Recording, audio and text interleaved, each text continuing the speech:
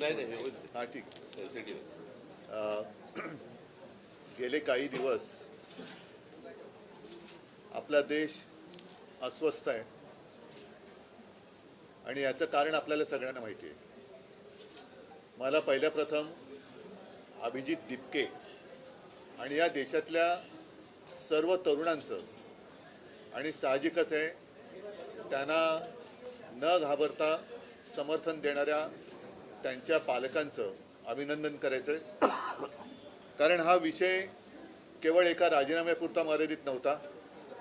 या तरुणांनी देशाला भयाच्या छायेतनं बाहेर काढलेलं आहे.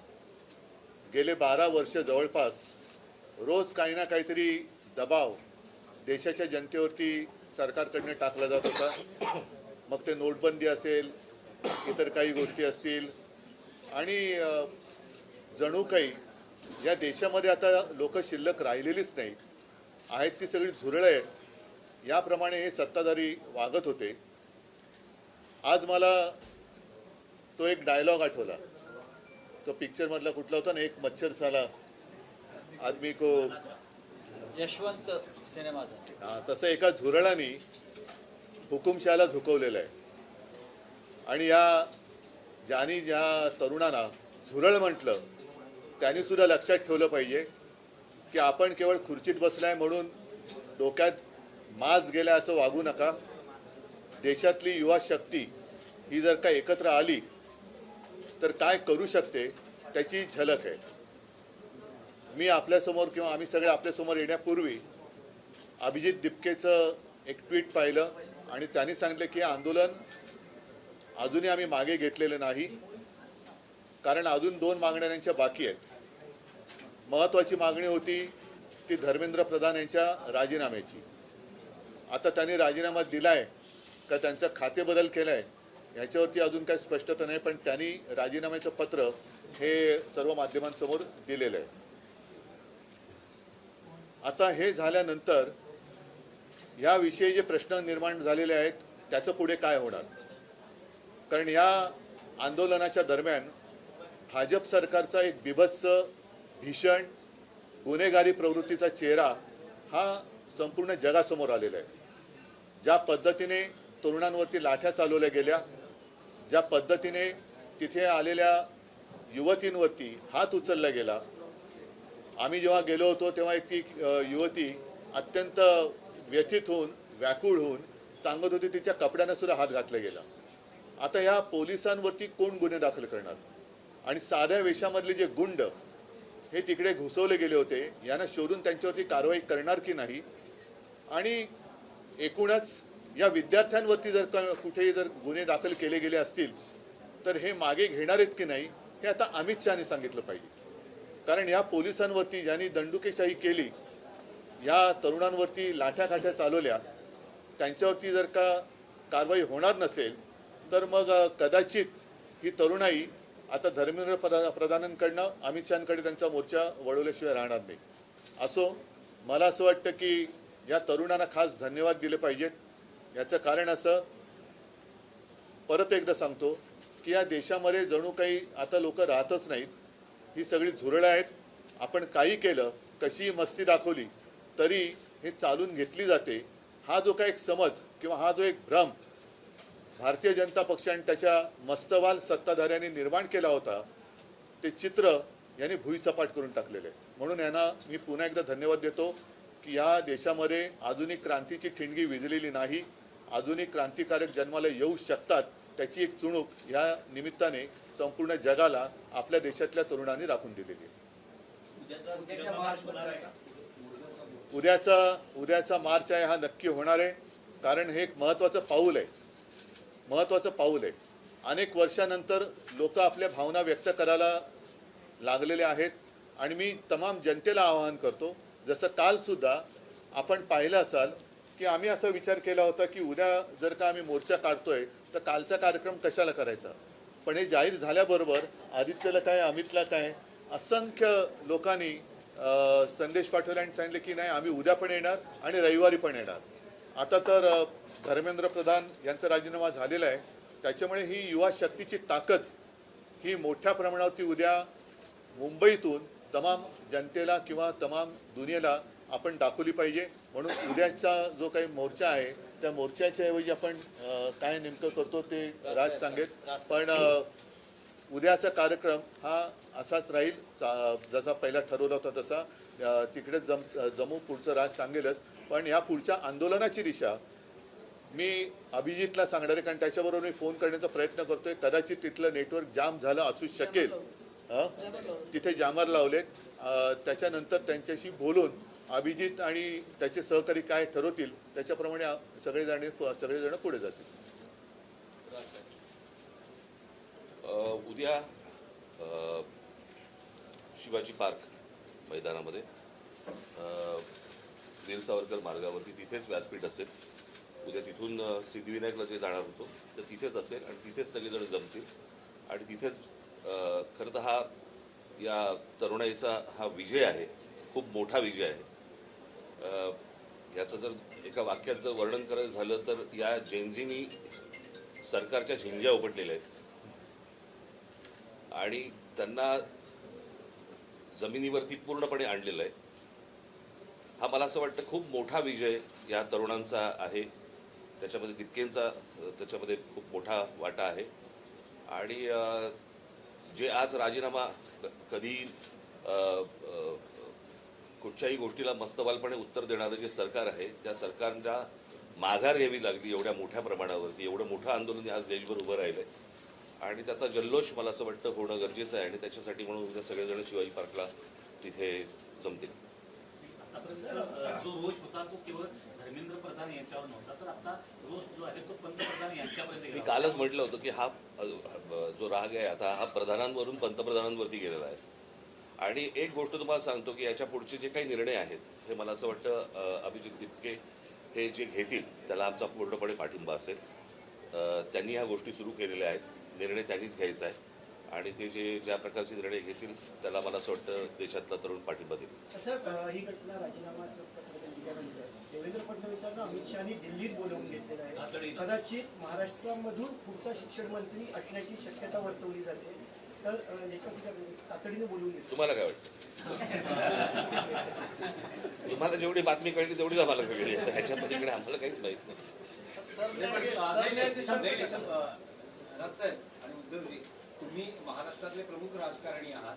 असं अचानक तातडीने देवेंद्र फडणवीसांना दिल्लीत त्यांचे पक्षश्रेष्ठी बोलवतात धर्मेंद्र प्रधानांच्या राजीनाम्यानंतर. तुमचा अंदाज काय? नाही काय हे बघा, आता हे इतक्या वेळा गेले आहेत आजपर्यंत, बरं का. त्यांच्यामध्ये तर इतकं ती चुरस आहे की शिंदे गेले की मग ते आले परत की फडणवीस जातात, मग फडणवीस आले की मग शिंदे जातात. त्याच्यामुळे हे खूपदा झालेलं आहे. आत्ताच्या सिच्युएशनमध्ये हे का गेलेत मला असं वाटतं त्यांनी सांगितल्याशिवाय आपल्याला कळणार नाही किंवा तिकडे काय वरती निर्णय झाल्याशिवाय आपल्याला आत्ता काही कळणार नाही. कारण जशी तुम्ही आत्ता बातमी ऐकली तशी आम्ही पण आत्ताच ऐकलेली आहे. त्याच्यामुळे आत्ता याच्यावरती आत्ता या क्षणाला काय बोलण्यात अर्थ नाही. मन की बात होणार असं काहीतरी म्हटलं जातं. मन की बात होणार असं म्हटलं जातं. खरं चला. सरन्यायाधीशांचं कशा प्रकारे आभार मानून, कारण त्यांच्या बोलण्यावरून हे सगळं उभं राहिलं. नाही, सोनम वांगचूक यांना धन्यवाद आम्ही दिलेच आहेत. कारण मधल्या काळामध्ये ते स्वतः येऊन मला भेटूनही गेले होते. त्यांना तिथून त्यांचं अपहरण करण्याच्या 1-2 दिवस आधी मी त्यांच्याशी फोनवरून बोललो सुद्धा होतो. मी स्वतः त्यांना विनंती केली होती. पण सोनम वांगचूक त्यांच्या उपोषणावरती ठाम होते. 26 दिवस एका विषयासाठी उपोषण करणे ही सारी गोष्ट नाही आहे. आणि ज्यांनी या युवकांच्या पाठी आपली शक्ती उभी केली त्या सगळ्यांना मी धन्यवाद देतो. आणि एक गोष्ट नक्की की आता यापुढे या देशात आपण हुकुमशाही करू शकत नाही, आणू शकत नाही, हे ह्या एका घटनेने अधोरेखित झालेलं आहे. ज्या वेळेला हुकुमशाही करण्याचा प्रयत्न करेल त्यावेळेला हे तरुण त्याला चिरडून टाकल्याशिवाय राहणार नाही. उद्या जो आम्ही सगळेजण तिथे आहे ते ह्या संपूर्ण तरुणांचं खऱ्या अर्थाने अभिनंदन करण्यासाठी म्हणून तो तिथे जल्लोष होईल. पत्रामध्ये त्यांनी उल्लेख केला आहे की मी कधी असा विचार केला होता की मुलांचं भविष्य खराब व्हावं. जे माफी आहेत त्यांच्या हातून तर कधीच मी विचार केला होता की मुलांचं भविष्य खराब व्हावं. प्रधान यांनी राजीनामा पत्र देताना मी तुम्हाला एक गोष्ट सांगतो, कदाचित तुम्हाला माहिती असेल, याच्या अगोदर ज्या वेळेला भारतीय जनता पक्ष ज्याला विरोधी पक्षामध्ये होतं रेल्वे अपघात झाल्यावरती ते रेल्वे मंत्र्याचा राजीनामा मागायचे की नाही? रेल्वे मंत्री बसला असायचा का ड्रायव्हिंग सीटवर? बरोबर की नाही? एक ड्रायव्हर असायचा ज्याच्या काहीतरी चुकीच्या गोष्टीमुळे रेल्वे अपघात व्हायचा आणि हे राजीनामा मागायचा रेल्वे मंत्र्याचा ना. त्याच्यामुळे त्यांच्या मनात काय आहे, ते शिक्षण मंत्री असताना किती वेळा नीटचा पेपर फुटला ह्याला काही महत्व आहे की नाही? ही पहिल्यांदा घडलेली गोष्ट नाही आणि 21 मुलं आत्महत्या करतात. त्याचं पाप त्यांच्या डोक्यावर आहे. आज मी ज्या वेळेला तुम्हाला आठवत असेल, मला 16-17ची गोष्ट असेल ना, मी नरेंद्र मोदींशी मी फोनवरती बोललो होतो आणि फोनवरती बोलून मला असं वाटतं त्यावर पण मी प्रेस घेतली होती. त्यावेळेला मी सांगितलं होतं की मोदींना पण हे सांगितलं होतं, आज शेतकरी आत्महत्या करतायत, उद्या या पेपर फुटीमुळे विद्यार्थी आत्महत्या करतील. हे मी 2017-18ला बोललो होतो त्यावेळेला. आणि आज तीच परिस्थिती झालेली आहे. मला असं वाटतं या सगळ्या गोष्टींची जबाबदारी आता ऑस्ट्रेलियाच्या शिक्षण मंत्र्यांनी राजीनामा दिला, बरोबर आहे, त्यांच्या आधिपत्याखाली खाली असलेल्या कोणाची तरी त्यांनी त्यांच्याकडनं काहीतरी गुन्हा घडलाय, परंतु जबाबदारी म्हणून त्यांनी शिक्षण मंत्र्यांनी राजीनामा दिलाय. त्यांनी तेव्हाच द्यायला पाहिजे होता. इतका वेळ लावायची गरजच नव्हती. हे प्रकरण इतकं ताणलंच नसतं गेलं खरं तर. पण आम्हाला कोण काय करणार हे जे आहे हे या सर्व तरुणांनी सगळ्यांना रस्त्यावरती आणले. त्यात एक असं आहे की नरेंद्र मोदी ज्या समाज माध्यमांचा वापर करून नाही, 2014 सत्तेत आले, त्याच्यावरती त्याचंच माझं व्यंगचित्र होतं ना, परतीचा पाऊस. एकच नाही, सेकंद. पण यावेळेस इंस्टाग्राम सगळ्यात जास्त चर्चेत आहे. नाही, एक मिनिट. हे इंस्टाग्रामवरनच मी काही प्रश्न हे मुद्दामून लिहून घेतले. हे आता शिक्षण मंत्री त्यांची जबाबदारी टाळण्याचा प्रयत्न करत होते. आता हे प्रश्न हे देशाच्या गृहमंत्र्यांना विचारले पाहिजेत, कारण दिल्लीचे पोलीस हे त्यांच्या ताब्यात आहेत, केंद्राच्या. म्हणून एक इंस्टाग्रामवरती मुलांनीच विचारलेले प्रश्न आहेत की पाण्याचे फवारे का वापरण्यात आले नाहीत दिल्लीमध्ये, खिळ्या असलेल्या लाठ्या का वापरण्यात आल्या, त्याच्यानंतर पेलेट गननी म्हणजे छऱ्या गोळीबार करण्याचा आदेश कोणी दिला, तरुण महिलांवरती पुरुष पोलिसांकडून मारहाण करण्यात येईल इतका बळाचा वापर का करण्यात आला, पोलिसांसोबत नागरी वेशातील काही पुरुष विद्यार्थ्यांना दंडुक्याने का मारत होते, बहुतेक पोलीस अधिकारी नावाच्या पट्ट्या का परिधान केलेल्या नव्हत्या, एका महिलेला मारहाण करताना दिसलेल्या वरिष्ठ पोलीस अधिकाऱ्यावर कोणती कारवाई करण्यात आलेली आहे, त्या दिवशी किती धुरांचे गोळे डागण्यात आले, हे त्याच्यानंतर त्या ते काय करंट द्यायचं ते काय असतं ते दंडुके असतात ना ते. म्हणजे हे तुम्ही हे याचे प्रश्न याची उत्तर आता अमित शहानी दिली पाहिजेत. बॅरिकेडनं करंट लावले होते. आज सुद्धा तिकडे नागपूरमध्ये आमच्या एका युवती सेनेच्या कार्यकर्तीला काल एवढ्या वाईट पद्धतीने मारहाण केले आणि तिथल्या पोलीस राजनीस तो विषय घेतला होता. तिथल्या पोलीस आयुक्तांचे संघाबरोबरचे संबंध आहेत. म्हणजे हे सगळे जे आहे आता हे टिकणार नाही. हा विषय आता ही लोक ही तरुण ऐकणार नाहीत. पण ह्या प्रश्नाची उत्तरं आता देशाच्या गृहमंत्र्यांनी दिली पाहिजेत. मी काल जे मी म्हटलं ना की विद्यार्थ्यांना शिक्षकांनी हात लावू नये, मारू नये.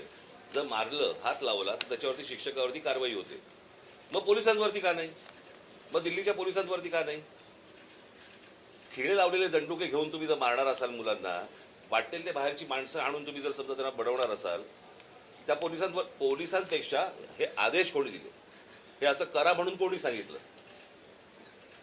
जर शिक्षकांवरती कारवाईची जर समजा कायदा असेल तर अशा प्रकारे बरं त्यांनी काय केलं होतं पोरांनी की तुम्ही इतकं मारलं? आता तर काहीतरी म्हणजे जेवण बंद करून टाकलं होतं. इथपर्यंत गेलात तुम्ही. उद्धवजी पंतप्रधान आता इंस्टाग्रामवर जास्त लक्ष देत आहेत. सगळे मंत्र्यांना सांगितलंय. नाही, मला असं वाटतं, ऐका एक गोष्ट अशी आहे की स्वतःचं घरदार सोडून दुनियादारी करणाऱ्यांनी मरे घरी पण लक्ष देण्याची गरज आहे. स्वतःची घरं पण त्यांनी सांभाळण्याची गरज आहे. जाऊ रे, पुढचं मला काय बोलण्याची आवश्यकता नाही. त्याला लागायचं पण झालं. चला, नाही, या त्यांनी केलेल्या आहेत आणि त्यांच्यासोबत आम्ही आहोत. ते मला असं वाटतं मी तरी एखादा कुठच्या एक गोष्ट झाली. परंतु मी तुम्हाला एक गोष्ट सांगेन, मुंबई पोलीस आणि महाराष्ट्र पोलिसांचे मी आभार मानेन की त्यांनी उत्तम पद्धतीने संपूर्ण सिच्युएशन परिस्थिती हाताळलेली आहे.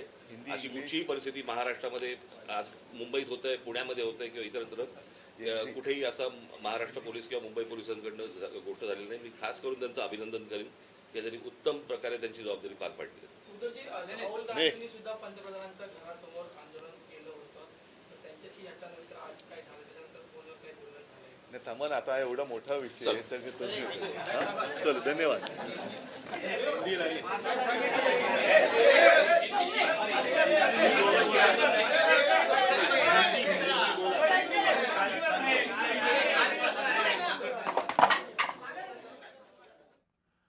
दिल्ली पोलिसांवर कारवाई का नाही असा सवाल राज ठाकरे यांनी उपस्थित केलेला आहे. दिल्ली पोलिसांनी या तरुणांना मारहाण केलेली आहे, त्यामुळे दिल्ली पोलिसांवर कारवाई का नाही असा सवाल राज ठाकरे यांनी उपस्थित केलाय.